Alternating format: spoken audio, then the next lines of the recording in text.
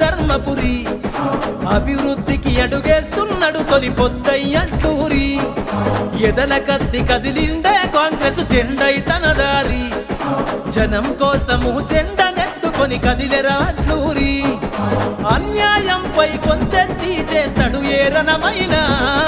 ప్రజల కోసమే పయనమనే అట్లూరి లక్ష్మణ